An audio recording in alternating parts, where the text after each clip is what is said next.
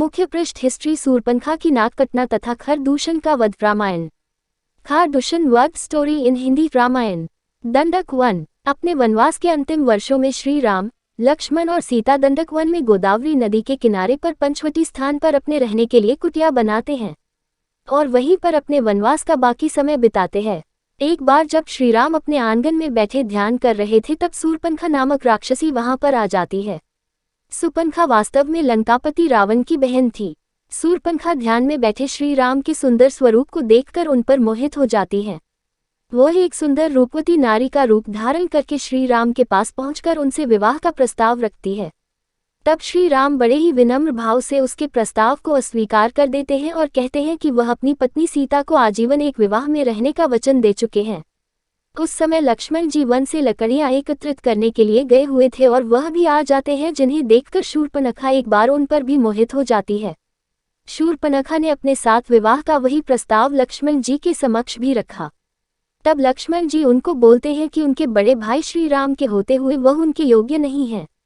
सूर्पनखा की नाक कटना। जब श्री राम और लक्ष्मण दोनों सूर्पनखा के विवाह प्रस्ताव को इनकार कर देते हैं तो सूर्पनखा को क्रोध आ जाता है और तभी देवी सीता भी कुटिया के अंदर से बाहर निकल कर आती हैं। सीता को देखकर सूर्पनखा श्री राम को कहती है कि तुम इस औरत के कारण ही मुझे नकार रहे हो, इसलिए मैं तुम्हारी पत्नी को ही खा जाती हूँ। ये कहकर क्रोध में सूर्पनखा माता सीता की तरफ बढ़ती है। तभी श्री राम लक्ष्मण को आज्ञा देते हैं और लक्ष्मण जी अपनी तलवार निकालकर सूर्पनखा की नाक पर वार करते हैं। लक्ष्मण जी की तलवार के वार से सूर्पनखा की नाक कट जाती है और वह रोते हुए वहां से चली जाती है। खरदूषण का दरबार। अपने कटी हुई नाक को लेकर सूर्पनखा अपने भाई और दंडक वन के उस समय के असुर राजा खर के पास पहुंचती है। अपने भाई खर और दूषण के पास पहुंचकर सूर्पनखा न्याय की दुहाई देते हुए रोने लगती है। अपनी बहन को रोता हुआ देखकर राजा कर पूछते हैं कि उसकी ये दशा किसने की है।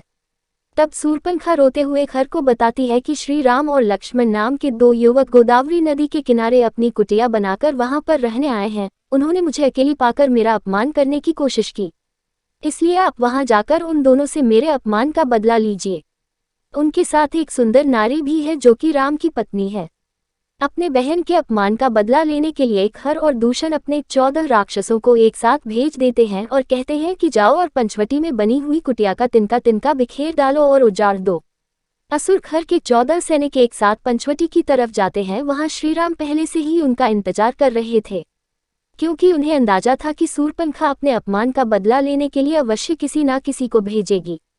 14 असुर एक कतार में उनके सामने आकर बोले कि दंडक वन के राजा खर ने का आदेश दिया है कि तुम दोनों भाई हमारे राजा की शरण में खुद को समर्पित कर दो तथा तुम्हारे साथ जो सुंदर औरत है उसे हमारे राजा की सेवा में उपस्थित करो। उनके यह बातें सुनकर श्रीराम ने अपने धनुष पर एक बाण साधकर उनकी तरफ छोड़ा और एक ही बाण से उन सभी असुरों का सर धड़ से अलग हो गया, जिसे देखकर सूर्पनखा चौंक गई और फिर अपने भाई खरदूषण के दरबार में आ पहुंची और बोली, खर और दूषण का वध।